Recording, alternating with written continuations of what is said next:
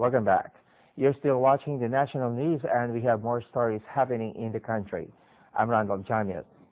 Luto Speaker Tura Ushuman, together with Bago Region Chief Minister Union Win, officials from Luto committees arrived at Pyaye Wadi in Bago Region on 18 November.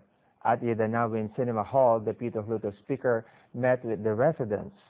Administrator of Pyaye Wadi District explained about the district.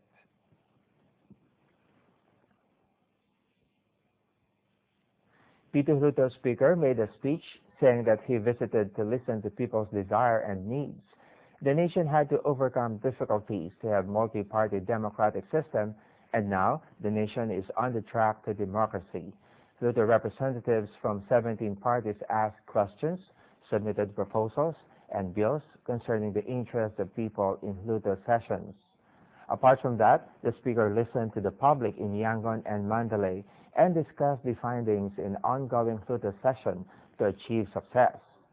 For the development of the state, 3 pillars, legislative, administrative, and judiciary sectors, need to implement the task in harmony. Officials also needed to carry out the task with goodwill to gain public trust. The desires of the people should be conveyed appropriately.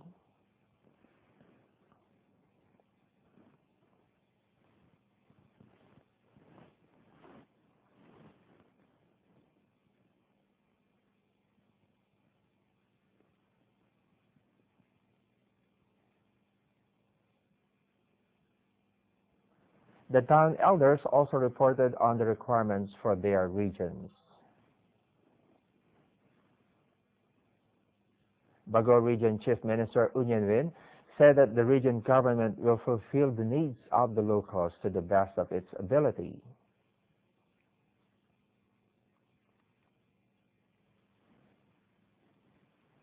Luto Speaker made concluding speech. He said that the Luto will carry out the proposal as much as they can in cooperation with union and region government bodies. In other news, the Information Committee issued a press release 2/2012 on 18 November 2012. It states that the government of the Republic of the Union of Myanmar has been implementing programs to protect the human rights of citizens in accord with the international standards and norms. For the emergence of a democratic government, the following measures will be undertaken. 1. Human rights affairs.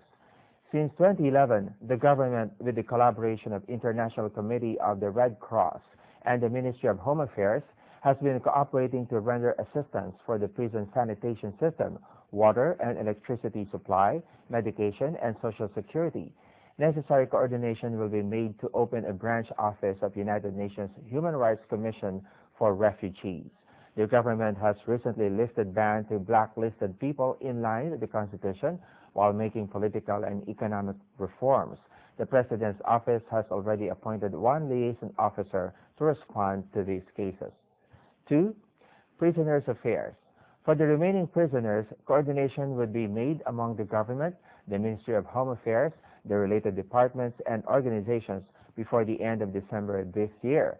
Crimes and punishments of prisons or prisoners will be reconsidered according to the international norms and standards. 3. Conflict solving and national reconciliation. In accordance with the motto, "From War to Peace," the government has achieved ceasefire agreements with 10 armed groups. While further strengthening confidence-building measures, the peace talks will then continue to reach a final peace agreement that would completely end the armed hostilities. In order to render the situation in northern part of Myanmar, the government and the Kachin Armed Group, or KIA, are holding informal consultations and working to further strengthen the confidence-building measures.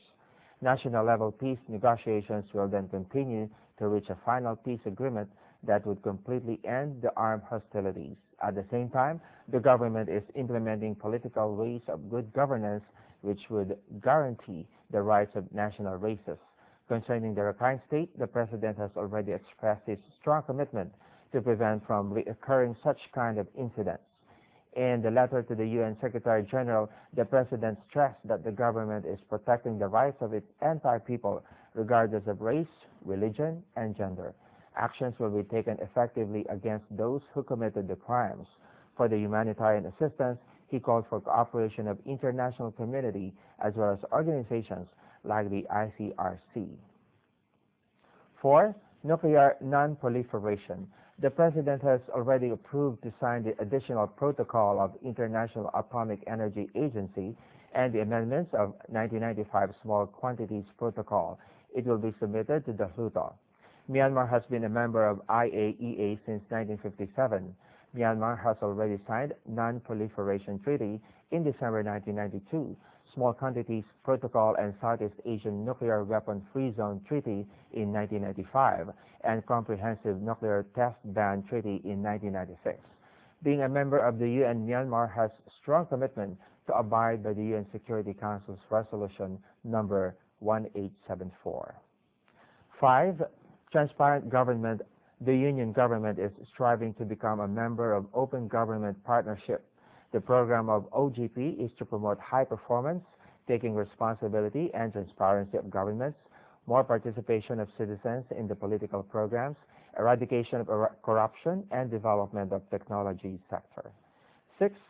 Elimination of human trafficking. The Union government has already agreed the U.S.-Myanmar Cooperation Program for elimination of human trafficking with the collaboration of ILO, the elimination of forced labor, and the elimination of human trafficking according to the New Ward Village Tract Administration Law. In this process, the government of the Republic of the Union of Myanmar would welcome the U.S. technical assistance. VIP motorcade will pass along Pyaye Road in Yangon City from Yangon International Airport on 19 November 2012. Road will be temporarily closed 20 minutes before the motorcade passes. The roads along Pyaye Road include 10 Mile Junction, Airport Road and Pyaye Road Junction, Pyaye Road and Towin Junction, 8 Mile Junction, 80 Traffic Light, Pyaye Road and Inya Road Junction, Junction on U Visaya Road Roundabout, and Northern Archway of Shwedagon Pagoda. Arrangement is being made for passengers to have alternative routes. Regular flights for arrival and departure at Yangon International Airport between 9 to 10 a.m. and 3 to 4 p.m. on 19 November will be temporarily suspended. Regular flights will not be cancelled, and the morning flights will be postponed and will resume after 10 a.m., and the evening flights will resume until 4 p.m.